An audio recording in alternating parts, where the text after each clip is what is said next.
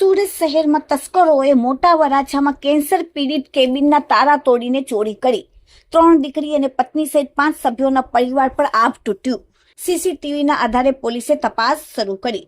મળતી માહિતી પ્રમાણે મોટા વરાછા વિસ્તારમાં આવેલ સુમન નિવાસના ગેટ પાસે જયંતિભાઈ બારૈયા નામના એક મધ્યમ વર્ગીય વ્યક્તિ પોતાની નાનકડી કેબિન ચલાવીને પરિવારનું ભરણ પોષણ કરે છે. તેઓ આંતરડાના કેન્સરથી પીડિત છે અને છેલ્લા 3 વર્ષથી તેમનું ઓપરેશન કરાવેલું હોવાથી આજીવન બીમારીનો સામનો કરી રહ્યા છે. રોજની જેમ જયંતિભાઈ રાત્રે પોતાની કેબિન બંધ કરીને ઘરે ગયા હતા. દરમિયાન મોડી રાત્રે અંધારાનો લાભ લઈ તસ્કરો ત્રાટક્યા. કેબિનમાં તાળા તોડી અંદર પ્રવેશ કરીને ગણતરીના મિનિટોમાં હાથ ફેરો કરીને રફુચક્કર થઈ ગયા. આશરે 6 વાગે જ્યારે જયંતિભાઈ પત્ની અને તેઓ કેબિન ખોલવા પહોંચ્યા ત્યારે તાળા તૂટેલા જોઈને તેમના પગ નીચે જમીન સરકી ગઈ.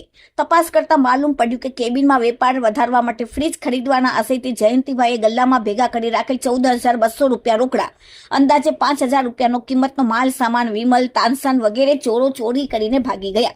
આ ચોરી માત્ર આર્થિક ગુનો નથી, પરંતુ એક ગરીબ અને ગંભીર બીમારીથી ઝઝૂમતા પરિવારના મોંમાંથી કોળીઓ છીનવી લેનારનો કિસ્સો છે.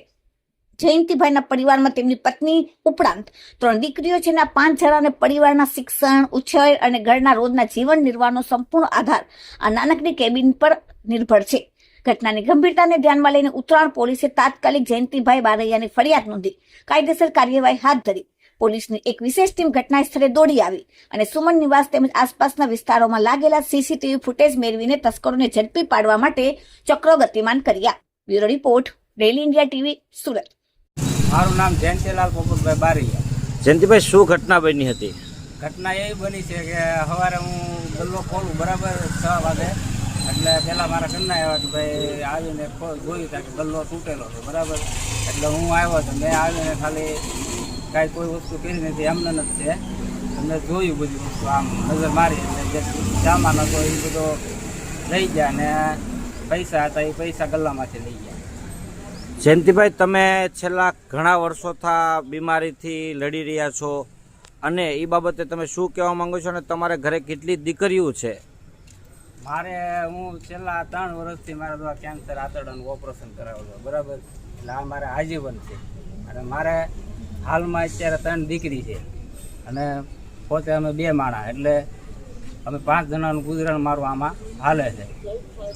તો જયંતિભાઈ, આમાં તમે દવાખાનાનો ખર્ચો કાઢો, તમે આમાં ઘરનો ખર્ચો કાઢો, તો આમાં અંદાજિત ચોરી કેટલા રૂપિયાની રકમ થઈ છે? ચોરીમાં એવું છે કે મેં મારે કંપાનું ફ્રીજ લેવાનું હતું ને, એટલે મેં 14,200 મેં એમને ગલ્લામાં મૂકેલા હતા બરાબર. એ ગલ્લામાં એ લઈ ગયા અને સિલ્લર હતું એ બધું લઈ ગયા અને બાગબાન હતા, વિમલ, તાનસન એ માલ હતો, એ અંદાજે 65,000નો માલ એ લઈ ગયા. તો હવે તમારી શું આગળની માંગ છે? મારી માંગ એક જ છે કે ભાઈ ઉત્તરાયણ પોલીસ સ્ટેશન ઉપર મને ભરોસો છે કે મને આનો ન્યાય જલ્દી અપાવે.